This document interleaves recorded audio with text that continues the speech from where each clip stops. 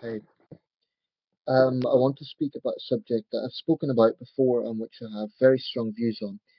And the subject is gun control in the United States. Uh, I came across a video a few days ago from Governor O'Malley, Martin O'Malley of Maryland, and I've got a newfound respect for the man in light of what he said in the video.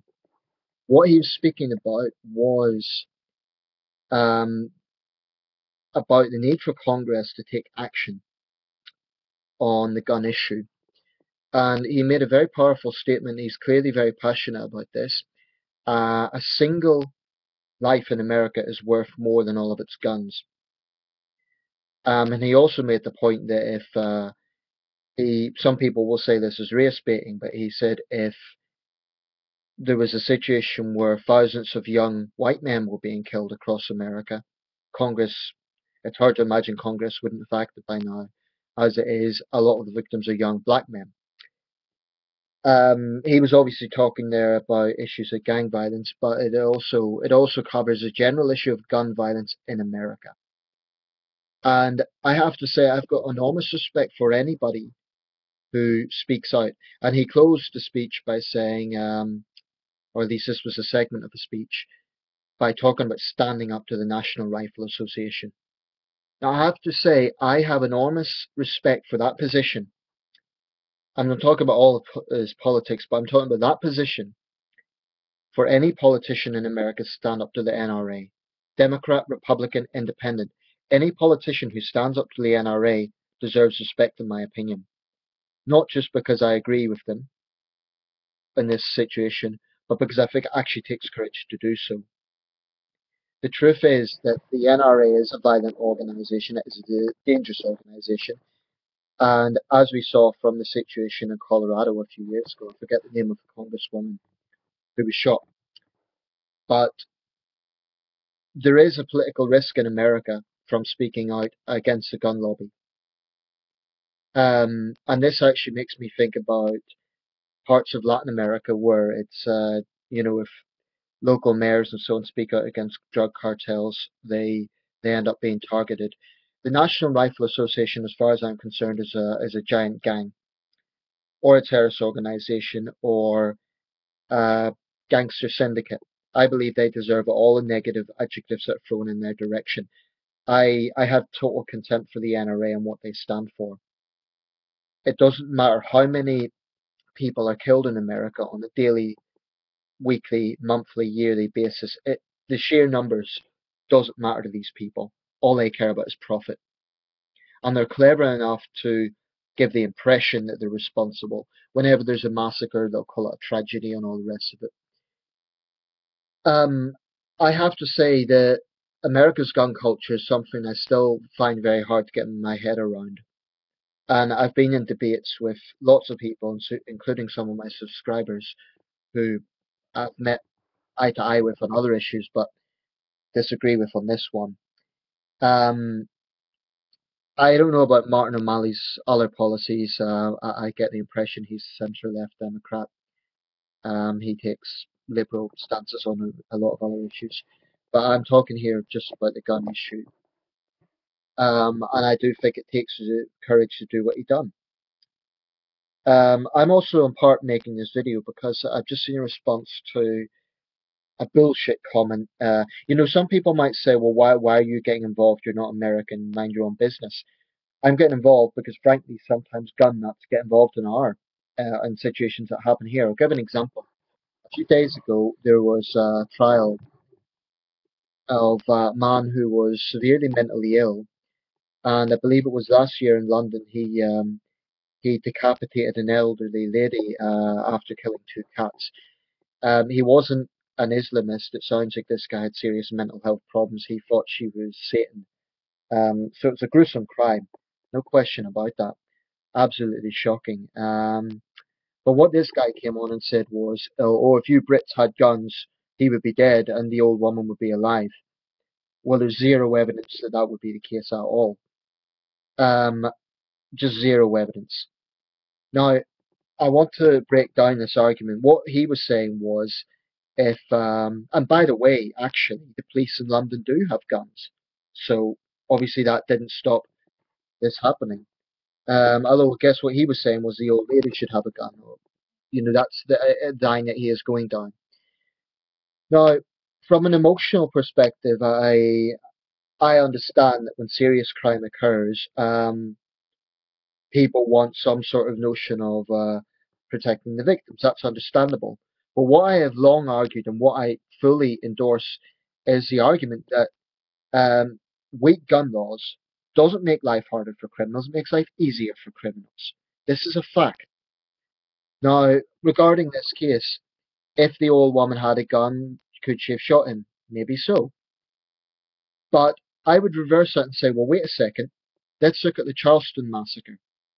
Okay? Now, this guy, Dylan Roof, was obviously armed. He was sitting there for an hour.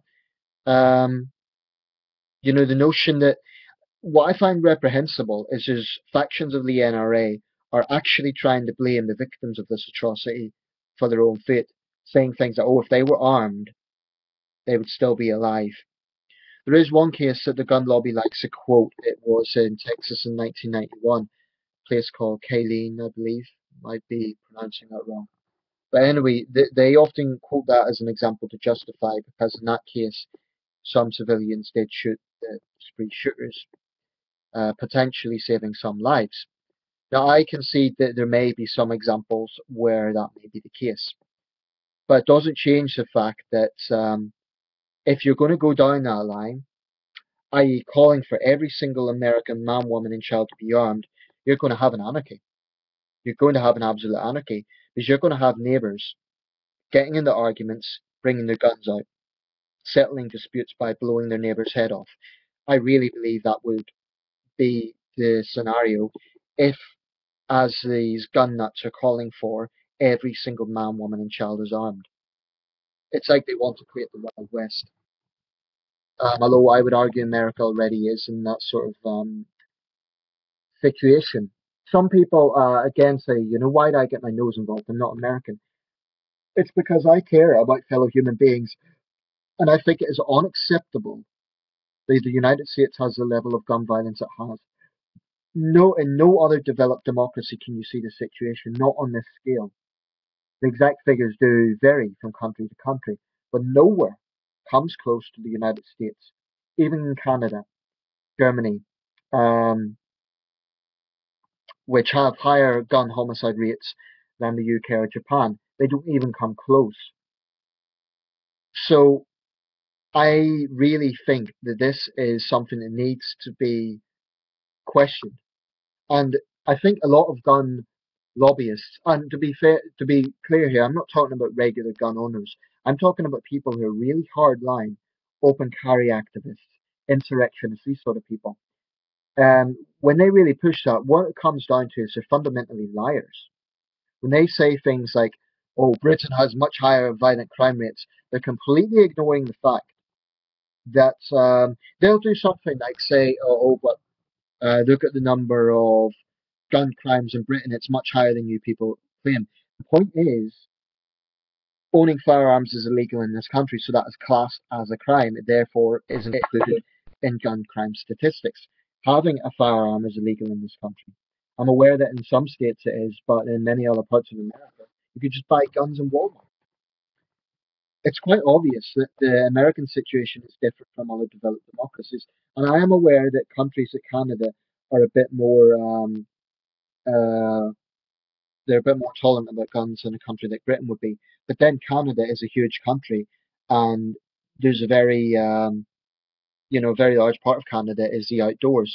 There, especially in Canada, and I would also argue in some parts of the United States, there is a need for guns because you have situations like hunters needing to protect themselves from wild animals, or farmers needing to protect their livestock. I have no problem with people owning guns in those situations. I have no problems with people, using guns as a hobby. If they're sportsmen, if they do it for a hobby, that's fine. What I do have a problem with is people who actually believe that the right to bear arms trumps the lives of American children, and I believe there are people out there who have that mentality. I mean, the thing about the Constitution, it was written in 1781. at a time when the context was entirely different. The colonies were at war with Great Britain, and at that time we had a monarch who was acting in a totalitarian manner. Um, this is a very, very different context from today's situation. I mean, if Obama wanted to take away everyone's guns, he would have found a way to do it by now. The gun lobby love to call Obama a dictator. If that was the case, he would simply overrule Congress and do what he wants. Actually, I would argue Obama has not been outspoken enough on this. With every gun massacre, he's expressed his condolences. With Charleston, he said, "This is the 18th time I've had to do this. There is a problem with America's gun culture." It's good that he said that, but I want to see Obama being more forthright and not being afraid to just outright condemn the NRA. Of course, he would get a backlash. Of course, every gun lobbyist would be yelling that he's a dictator and this sort of thing. But this is a street fight, and it is about time that American citizens who believe in gun control have a sense that they can start to stand up to these gun thugs. I am so sick of these people throwing their weight around and threatening people and saying that their Second Amendment rights trump the First Amendment to free speech. In other words, if an American says they support gun control, they may as well be treated like a leper. It's a dirty term in the United States. Now, someone told me that they know it's because it's all about control. Um, I accept that that maybe gives a misleading interpretation. Maybe gun regulation would be a better way to describe it. Um, there's so many arguments the gun lobby throw out that I could just debunk here and now. Here's one. They say, oh, well, cars kill people every day, so why don't we ban cars? Well, firstly, no one's calling for all guns to be banned. So that's typical of the gun lobby's distortion. I can't see anyone calling for every single gun in America to be banned. Maybe some do, but most people who support gun regulation are not calling for all guns to be banned. For one thing, that would be impossible. What they are calling for is much tougher regulation. So this argument that, oh, well, cars kill people, there's one thing they're overlooking with that. Cars are not designed to kill people. Cars are primarily a mode of transport. Guns are designed to kill people. That's a fundamental difference. Secondly, there is regulation on cars. Cars have to pass, I don't know what it's called in the US, but here we call it an MOT. That's like a safety test. And probably if you look at the rate of car fatalities in the US, it's probably fallen, consistent with many other developed countries. Certainly in the UK, the number of fatalities on our roads have significantly fallen since about the 1970s. I'd imagine it's the same in the US. Um, I won't say it's all a bad picture. There has been progressive legislation put forward in the US, for example, under the Clinton administration. That's why overall violent crime in America has probably dropped because of that regulation, something the gun lobby refused to look at. But it still doesn't mean that there isn't a serious problem and that gun crime isn't way too high. Um, I think that much, much more needs to be done. I think that anyone who has a problem with basic regulation cannot call themselves a responsible gun owner. If you have a gun, you have a permit for a gun, and you're a level-headed person, and you use a gun solely to protect your family, or for hunting, or for sports, um, then why would you have any problem with regulation? Why would you have a problem with regulation designed to prevent the mentally ill and dangerous criminals from getting their hands on firearms, or at least easily getting their hands on firearms? And this brings me to my next argument. They always say, oh, well, criminals will find a way to get guns anyway. That's basically like conceding defeat. Oh, well, let's just let them do it because they're going to get it anyway. What sort of insane logic is that? I mean, that's like saying, oh, well, let's just, these gangs are going to get guns anyway, so let's do nothing. It's only going to impact law-abiding citizens. No, it's not. Because if you are a law-abiding citizen, then you've nothing to fear from common sense regulation. If you're a law-abiding citizen, you have no criminal record, and you go to buy a gun, you're not going to have a problem buying a gun, are you? So again, it's a completely flawed argument. Gun regulation will not impact genuinely responsible law-abiding gun owners. This is a false narrative the NRA likes to put out there to scaremonger. Just because there are people who are trying to do something to change the situation. The NRA such a attitude. Oh well, it's not our problem. That's just criminals are going to be criminals. That's just completely ignored. The fact of the matter is these people have no answer, and yes, it pisses me off. It pisses me off because not only do they have no answer to America's gun problem, a unique gun problem amongst developed countries, but they're deliberately spreading lies and misconceptions. I think this is reprehensible. Um, you know, it, no one is saying that gun regulation is completely going to stop gun crime. It won't. In the UK, for example, we have very tough gun laws and we do occasionally have gun crime. But it is a fact, it is a basic, indisputable fact that gun violence in this country is far, far, far, far lower than in the United States. It's a fact. And the same situation applies in Japan, which is also a democracy. So you can't say it's just dictatorships that do this. How does that explain countries with a parliamentary democratic system where people can debate on subjects? For example, in the UK, the minority of gun advocates that we do have, no one's stopping them having an opinion. No one's stopping them campaigning to resemble Texas. In fact, the political party UKIP did call for more lax gun measures. um, so the notion that countries that have gun control are dictatorships, some may be, but those, dictatorships ban everything, not just guns. They ban singing and dancing and all sorts of things. So again, it's just a false narrative used by the likes of the NRA to try and scaremonger. In other words, oh, these damn liberals, these damn gun control advocates who want to have common sense gun legislation. They're trying to make America look like North Korea. That is bullshit. I could very well turn that around and say, you are trying to make America look like a failed state because you are calling for anarchy. You're calling for no laws at all. This is really, I cannot begin to understand how I've tried to, I have really tried to, but I can't even fathom how someone like Texas, Governor Greg Abbott, can pass legislation permitting open carry. This to me is insanity. I just cannot, even if we allow for the fact that guns are part of Texan culture, it still doesn't make sense.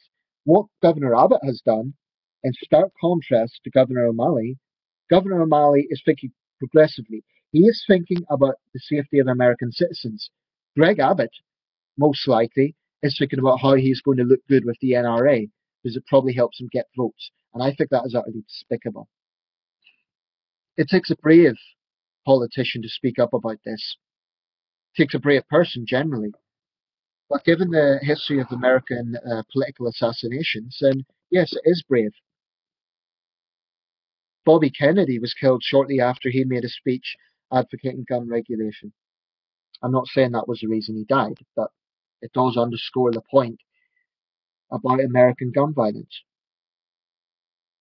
I'm drained with trying to point out common sense here. I am drained of trying to point out the facts. And the person responding to me was just like, I didn't really humour him because he was writing in caps lock and he was just talking about you British flags and all this sort of thing. Firstly, he was saying you guys done this. He's sort of implying that this was something like there was no debate about it. The last massacre we had was in 2010. Before that, 1996. Now, after the 96 massacre, that was in a school in Scotland. There was a heated debate, a rigorous debate, and the government banned handguns. The major government banned handguns. It took 14 years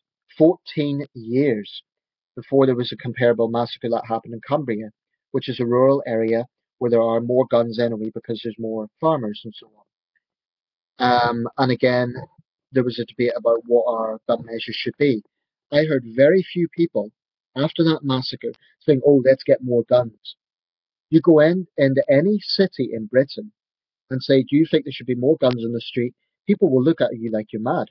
In the countryside, the ratio might be a bit higher for in favor of guns, but then the countryside is a different context anyway, because, like I say, you have farmers who have a legitimate right to protect their livestock and that sort of thing. I I just can't begin to. The reason I keep making these comparisons is not that I'm saying everything about Britain is better. We have our problems, okay? So I'm not kind of being jingoistic here and saying, oh, we're great. We do have violent crime, we have problems. But I'm telling you now, if the gangs in this country had access to guns, the crime levels that we have would be soaring. They would be much, much higher. We have, for example, gangland wars in some inner city areas like the south of Manchester and London. Now, those gangs did manage to get guns on the black market. The regulations have been made tougher, and as a result, gun crime, even amongst gangs, has fallen. This is a fact. For example, it is not as high as it was in the 1990s. That doesn't mean there's no problem. Uh, I have often come across gangs in my city. Granted, they're not on the sort of scale of the Bloods and Crips, but they're still, in some cases, quite, these are ruthless, selfish people. Give them guns, they'll be even more dangerous. At the moment, they are thugs, they'll punch you for looking at them in the wrong way and so on. Give them guns, they'll shoot people. So I just can't understand why the gun lobby cannot get it into their heads that soft gun laws, they say it only impacts law-abiding citizens.